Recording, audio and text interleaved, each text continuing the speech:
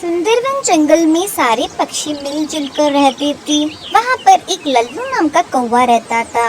वो बहुत ही ज्यादा आलसी था, बस खाता पीता और सोता। उसकी वजह से उसकी पत्नी गोरी को बहुत ही ताने सुनने पड़ते थे। हाँ हाँ पंछियों, अब ठंड का मौसम तो आ ही गया समझो। अब तो घोंसले एकदम पक्के कर लेने होंगे। हमारे लल्लू जी ने तो कहा है इस बार हमें हमारे घोंसलों में अंदर से कपास लगानी है। क्या मजाक कर रही है गोरी? लल्लू और काम का दूर दूर तक कोई रिश्ता नहीं है। अरे उसने आज तक कोई काम किया है भला जो इस मौसम में करेगा? एकदम ठीक कह रही है बुआ जी। गोरी, लल्लू भैया दिन भर घर में सोते रहते हैं, तुम उन्हें कुछ बोलती क्यों नहीं? कब तक सारा काम तुम ही करोगी? हाँ हाँ बस करिए आप लोग, हमें ताने देने के अलावा आपको कुछ आता है भला? गोरी कभी गुस्से में अपने घर चली गई। छोड़ो पंखुड़ी, सच बातें तो कड़वी ही होती है। इधर गोरी कभी अपने घर आके देखती है तो लल्लू कौवा तो आराम से खर्राटे मार रहा था। उसको देखकर गोरी का टेम्परेचर बहुत हाई हो जाता है। अरे अरे अरे, पंछी जो कहते हैं सही कहते हैं। मैं ही पागल हूँ जो आज तक आपके साथ रहती हूँ। अरे क्या हुआ गोरी, क्यों सुबह सुबह चिल्ला रही हो? मेरी नींद खराब कर दी तुमने। अरे जरा तो शर्म करिए, अनाज लाने से लेकर सारे काम मैं करती हूँ। सारे पंछी मुझे ताने देते हैं कि गोरी तेरा पति निठल्ला है, आलसी है। क्या पंछियों की हिम्मत कैसे हुई मुझे ऐसा कहने की? बताओ मुझे कौन से पंछी बोल रहे थे? मैं अभी उन्हें ये बता कर आता हूँ कि ये घोंसला मैंने खुद बनाया है। अच्छा, लेकिन इसका सारा सामान तो मेरे ही मायके से आया था। उसको भी कितने साल हो गए हैं। उसके बाद आपने कौन सा घोंसला बनाया है, जरा दिखाइए तो।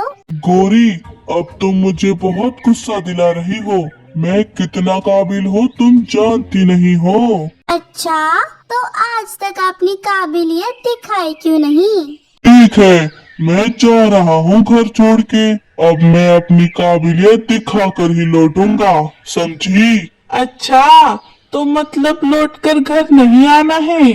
लल्लू गुस्से से वहाँ से चला जाता है। जाइए जाइए, मैं भी मरने से पहले आपकी काबिलियत देखना चाहती हूँ। लल्लू गुस्से से वहाँ से बहुत तेज दूर चला जाता है। तभी एक शिकारी पक्षी लल्लू को रोक लेता है। चलो अब मैं तुम्हें उबाल कर खा जाऊंगा। हाँ हाँ खा लीजिए चील भाई, वैसे भी मेरी जिंदगी किसी काम की नहीं है।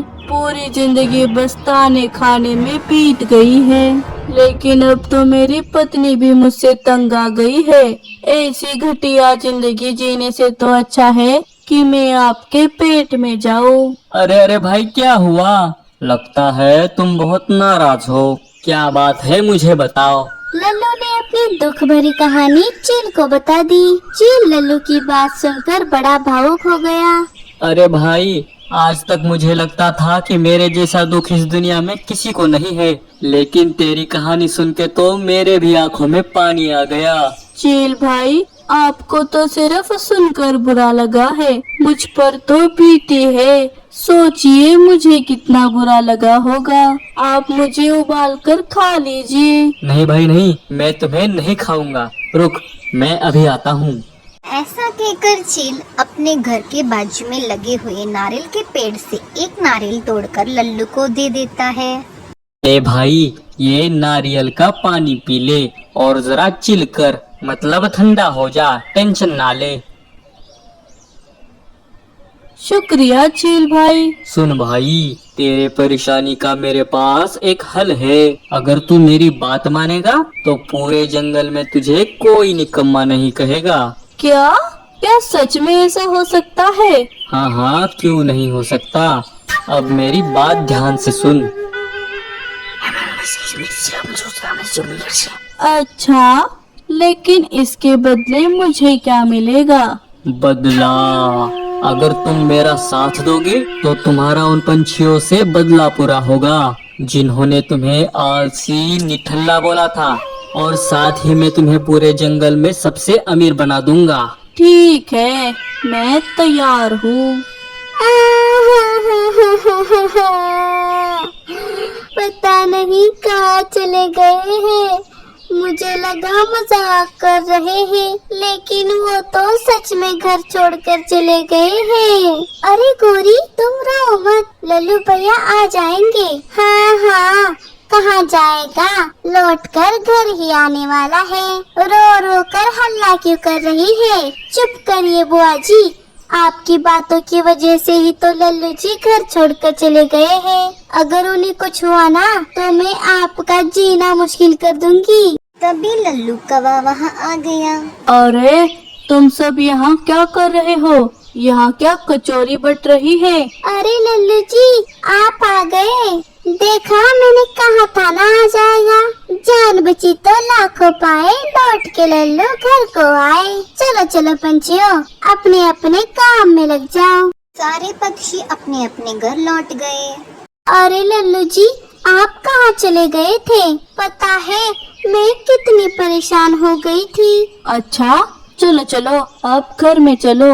अगले दिन सभी पक्षी इकट्ठा हो गए। अरे मुझे तो लगता है कि हमें बस अपने घोंसले गर्म करने की सोचनी चाहिए। पक्के करने की अभी क्या ही जरूरत है। हाँ हाँ, लल्लू जी सही कह रहे हैं। वैसे भी उतना वक्त भी तो नहीं है, ठंड तो शुरू भी हो गई है। हाँ, बात तो सही है। ठीक है, फिर बांस और कपास से अपने अपने घोंसले गर्म कर लेंगे। ठीक है, चलिए हमें अभी अनाज इकट्ठा करने जाना चाहिए। हाँ हाँ, जाइए जाइए। क्यों लल्लू, तू नहीं आ रहा? नहीं बुआ जी, आप जाइए। अगर सभी चले गए तो यहाँ हमारे घोंसले का ध्यान कौन रखेगा, वो भी तो सोचना चाहिए। हाँ, आपने बिल्कुल सही कहा लल्लू भैया, ये तो हमने सोचा ही नहीं। अरे देखा देखा, मेरे लल्लू जी कितने इंटेलिजेंट है। हाँ हाँ चलो, और लल्लू यहाँ का ठीक से ध्यान रखना, कहीं सो मत जाना। हाँ हाँ बुआ जी, सब ठीक से कर दूंगा, आप चिंता ना करें। और फिर सभी दाना लाने के लिए चली गई। तभी शिकारी चील जंगल में आ गया। अरे लल्लू भाई, कैसे हो? आइए आइए चील भाई, देखिए मैंने पूरा जंगल कैसे खाली करवा दिया है। सारे पंछी अनाज लाने गए हैं, तब तक हम हमारा काम कर लेते हैं। चलो चलो। ऐसा कहकर चील और लुल्लू दोनों मीठी कौवी के घर पे बाहर आते हैं। तभी चील एक ही झटके में मीठी कौवी का दरवाजा तोड़ देता है। फिर लुल्लू क्या करता है, भाग के अंदर जाता है और 3 अंडे पड़े थे, उसमें से 2 अंडे उठाकर लेकर बाहर आ जाता है। फिर वो चील को दे देता है। ऐसे ही करके चील सारे दरवाजे तोड़ता है पक्षियों के, और लुल्लू सारे पक्षियों के घर में से कुछ ना कुछ सामान लेके आता है। चील सारे सामान बांध कर वहाँ से चला जाता है। फिर थोड़े समय बाद सारे पक्षी लौटकर आ रहे थे कि तभी वो देखते हैं कि लुल्लू तो आराम से सो रहा था। फिर सारे पक्षी गुस्सा होकर अपने अपने घर की ओर जाते हैं। तभी वो ये क्या देखते हैं कि दरवाजा तो टूटा हुआ है। अरे मेरे सेब कहाँ चले गए? यहीं पर तो रखे थे। अरे ये मेरा सामान कहाँ चला गया? हे ऊपर वाले, मेरे अंडे कहाँ गए? सभी लल्लू के पास आ गए।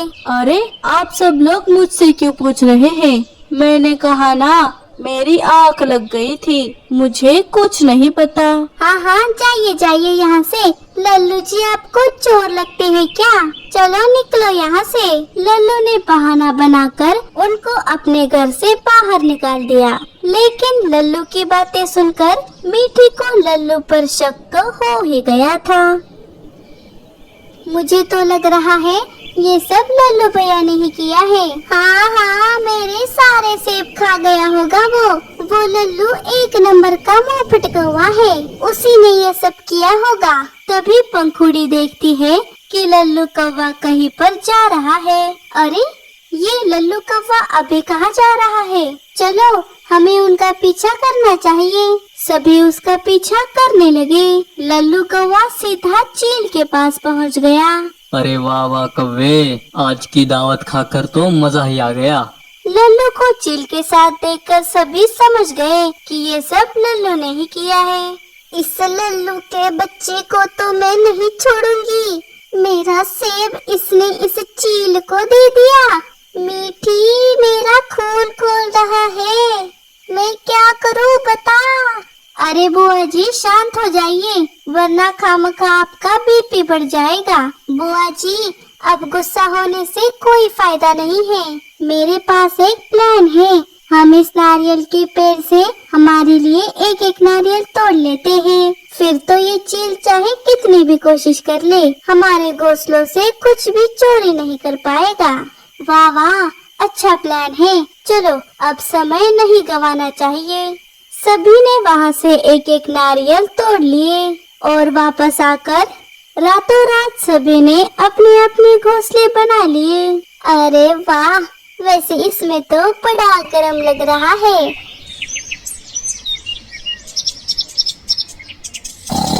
लल्लू जी, अरे ओ लल्लू जी, उठिए, कितनी देर सोएंगे? क्या हुआ गौरी? अरे हम सब अनाज लाने जा रहे हैं और आप अभी तक सो रहे हैं। उठिए, वहाँ पर चाय बनाकर रखी है, जाकर पी लीजिए। मुझे देरी हो रही है, मैं जा रही हूँ। अच्छा ठीक है। अरे आज तो बहुत देर हो गई। लल्लू घर के बाहर आ गया तो उसके तो होश ही उड़ गए। उसने देखा कि जंगल में सभी के घोंसले नारियल के बने हैं। अरे ये सब क्या है? कहीं मैं अभी भी नींद में तो नहीं हूँ। तभी चील जंगल में आ जाता है और देखता है कि जंगल में सभी के घोंसले नारियल के बन चुके हैं। वो लल्लू के घोंसले के बाहर आ गया। अरे ये सब क्या है लल्लू? ये सारे घोंसले नारियल के कैसे बन गए? और ये सब नारियल मेरे ही पेड़ के हैं। वो पता नहीं चील भाई, कल तक तो यहाँ पर सभी घास फूस के ही घोंसले थे। पता नहीं रातों रात कैसे ये नारियल के बन गए। लेकिन अब मैं क्या करूँ? मुझे तो बहुत भूख लगी है और ये घोंसले तो मुझसे टूटने से रहे।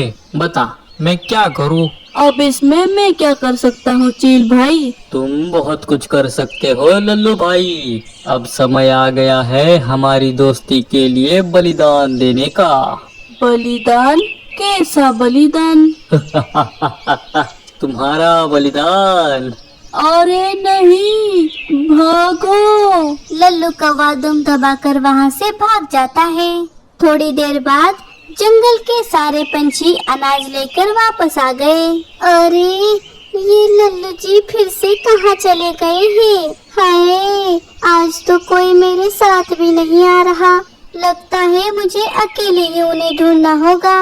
गोरी लल्लू को ढूंढने चली जाती है। ढूंढते ढूंढते वो चील के पास आ गई। चील भाई, आपने मेरे पति लल्लू जी को कहीं देखा? लल्लू कौवा? नहीं तो। अरे ये तो लल्लू जी की आवाज है। लल्लू जी कहाँ हैं आप? क्या नहीं तो। चलो चलो जाओ यहाँ से, वरना तुम्हारी भी आवाज मेरे पेट से आएगी। गोरी वहाँ से भाग गई। कुछ दिन बाद जंगल में जोरों से ठंडी पड़ रही थी और सारे पक्षी हंसी खुशी अपने नारियल के घर में रहने लगे। इसलिए कहते हैं दोस्तों, कर्मा किसी को नहीं छोड़ता। अगर आपको हमारा वीडियो अच्छा लगा तो प्लीज़ इस वीडियो को लाइक, शेयर, सब्सक्राइब, कमेंट ज़रूर करिएगा। आपका धन्यवाद।